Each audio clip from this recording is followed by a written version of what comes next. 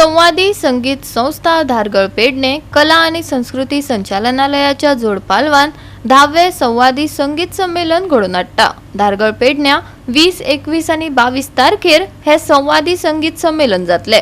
आयोजकांनी हे विषयी पत्रकार परिषदेंतल्यान पुराय माहिती दिल्या। पळयात आजचा हा जो संवादी संगीत संस्था धारगळ यांचा 3 दिवस चालणाऱ्या संमेलनामध्ये दिनांक 20 डिसेंबर 2024 रोजी इथं यंदाच संवादी संगीत संस्थेनं बाल संमेलन करण्याचं प्रयोजन केलेलं आहे आणि या बाल संगीत समारोहामध्ये या कार्यक्रमाचे उद्घाटन म्हणून श्री मिलिंद माटे जे उपसंचालक कला आणि सांस्कृतिक खाते तसेच आंतरराष्ट्रीय कीर्तीचे तबलावादक श्री रोहिदास कृष्णापरब हे या कार्यक्रमाचे उद्घाटन म्हणून असतील। याच्यानंतर या कार्यक्रमामध्ये कुमार केदार महाले तसेच कुमारी रिया चोईगंडी, संजना पेडणेकर, सारंग केरकर, गणेश कासा आणि मेहलेश हरणकर, विजय तुळसकर, महादेव गावस आणि निधी जोशी हे बाल कलाकार आपले इथं कला सादर करणार आहेत आणि त्याला साथ संगत करणार आहेत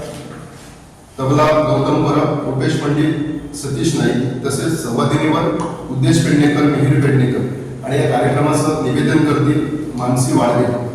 जे 21 डिसेंबर 2024 रोजी जे संमेलन होणार त्या संमेलनाचे प्रमुख गायक पहिले सत्र सायंकाळी 5 वाजता ओंकार प्रभू घाटे यांच्या गायनानं सुरुवात होणार आहे। 21 तारखेचं तिसरं सत्र सायंकाळी 7:30 वाजता सोनल शिवकुमार काटोडे या मुंबईच्या गायिका आहेत ते आपलं गायन सादर करणार आहे। याच्यानंतर 22 डिसेंबर 2024 रोजी पहिले सत्र सायंकाळी 5 वाजता सुरू होणार आहे आणि त्यात गोव्यातील उदयोन्मुख गायक श्री नितेश सावंत आणि दीप्ती गावस यांचा नाट्य आणि भक्ती संगीताचा कार्यक्रम होणार आहे। त्याच्यानंतर दुसरे सत्र सायंकाळी 6:30 वाजता सुरू होणार आहे। त्यात बासरी आणि तबला यांची जुगलबंदी होणार आहे। सादर करणार आहे आकाश सतीश हे बासरी वादन करतील आणि अमित कवठेकर तबला सादर करतील। त्याच्यानंतर तिसरे सत्र सायंकाळी 7:30 वाजता पंडित जयतीर्थ मेहंडी यांचे होणार आहे। त्याला शास्त्रीय आणि उपशास्त्रीय गायन सादर करतील। या दोन्ही दिवशी साथ संगत करणार आहेत तबला साथ संगत मयांक बेडेकर, रोहिदास परब, दयानंद कांदोळकर आणि संकेत खलप। त्याच्यानंतर संवादिनी साथ गाया कोरगावकर, प्रसाद गावस, विद्याधर नाईक आणि उद्देश पेडणेकर करतील। मंजिरी साथ संगत करणार आहे सात्विक नाईक, पखवाज प्रसाद कळमुटकर आणि या कार्यक्रमाचे निवेदन करते संजय कात्रे। गावामध्ये आंतरराष्ट्रीय किंवा राष्ट्रीय कीर्तीवरचे कलाकार येऊन जेव्हा कला प्रस्तुत करतील तेव्हा आपले जे जवळचे नातेवाईक आहेत संगीतात किंवा संगीतावर प्रेम करणारे किंवा संगीत शिकणारे विद्यार्थी आहेत त्यांनाही यातून काहीतरी बळ मिळावं किंवा प्रोत्साहन मिळावं आणि आपली जी एक स्टेप आहे किंवा आपली एक पायरी आहे त्यापासून कुठेतरी पुढच्या पायरीपर्यंत शिकण्यासाठी त्यांना आंतरिक उत्स्फूर्तता मिळावी असा एक एकमेव हेतू होता। त्यानंतर या संवादी संगीत संमेलनाद्वारे किंवा कित्येक त्रैमासिक संगीत सभा घेतल्या गेल्या गेल्या 10 वर्षांमध्ये त्यामध्ये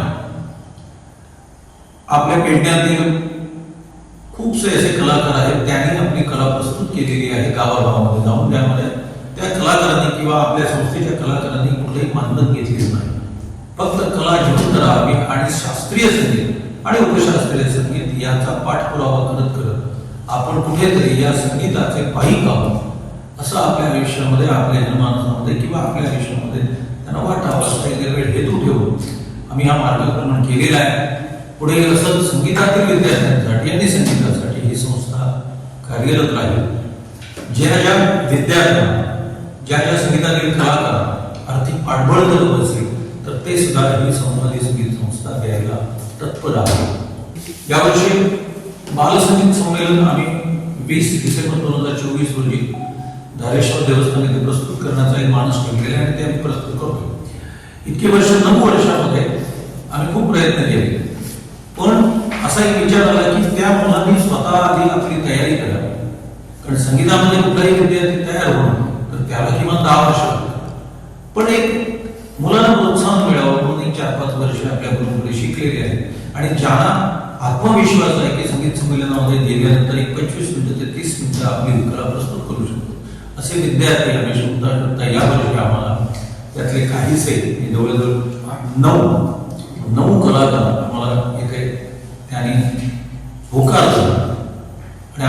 विश्वास आहे की ही सगळी लहान मुलं जी आहेत ती आपल्या तन्मयतेने जे काही शिकलेलं आहे ते प्रामाणिकपणाने प्रांजळपणाने याच्यामध्ये रसिक समुदायाकडे आपली कला पेश करते. गोवा 365 खातीर संदीप कामुलकार, मनीषा जाधव आणि मुजैफ शेख.